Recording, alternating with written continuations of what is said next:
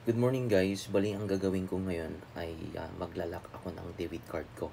For example, nawala mo tong debit card mo, itong kabayan saving mo, at nalaman yung password mo, pwede mo na siyang ilock. So, hindi na sila makaka-withdraw. Gagamitin mo lang yung video online banking mo at yun ang ituturo ko ngayon. Pag nalock to, nawala, at nalaman nila yung password, ito yung gagawin mo guys sa inyong video online banking para hindi sila maka-withdraw. Kahit anong insert nila sa ATM, hindi sila makaka-withdraw. Ito ang gagawin mo.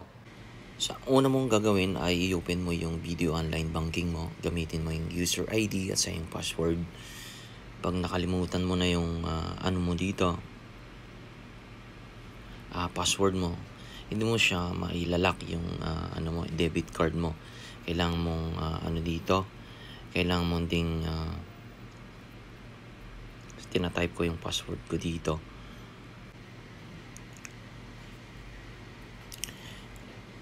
Maybe later. Yan. Ang gagawin mo guys ay punta ka sa security management. Makikita mo tong option dito. So mayroon kang ano dito, option. So pindutin mo lang tong security management. Yan guys, ganun lang kasimple. I-off mo lang siya, ganyan lang. Off.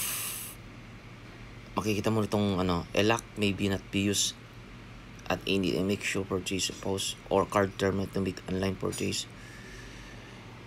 Para hindi sila maka-withdraw, hindi nila magagamit na tong debit card mo sa mga online banking kasi kung nalaman nila yung ano mo dito, yung credit card number mo dito.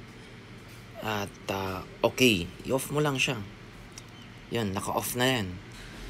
Tapos yung magse-set up ka ng kung pag-set up ka ng dito, ganun lang, naka-on na yan, naka-off na yan, hindi na sila makaka-withdraw guys sa inyong ATM. So, sa mga online shopping, nalaman nila yung mo, yung PIN mo kasi yung ATM nandun yung mo, yung card number at saka yung valid at saka yung PIN na sa labas sa back niya. Ang gagawin mo ngayon ay babak mo siya yung then okay, iti-turn off mo lang siya, then magse-set up ka ng set card limits dito. Yung set card limits ay ituturo ko sa inyo guys sa susunod na i-demo ko kung paano na mag-set ng card limit sa inyong ATM pagdating nyo sa abroad. So, yung set card limits ay ito yung nawi-withdraw mo lang, hindi na for example nag-set up ka ng 50,000 sa inyong debit card, yun lang mawi-withdraw mo sa ATM. So pag nag-set up ka ng 20,000, yun lang mawi-withdraw mo, 20,000 lang, wala na, susunod na araw ulit na 20,000. Kung 100k, maraming pera yung mo, video mo, pwede mo siyang i-set up ng 100,000k. Yun lang ang isuturo ko sa inyo sa susunod guys. Pwede ka nang mag-log out dito. So nakalock na, i-log out mo na. Yun.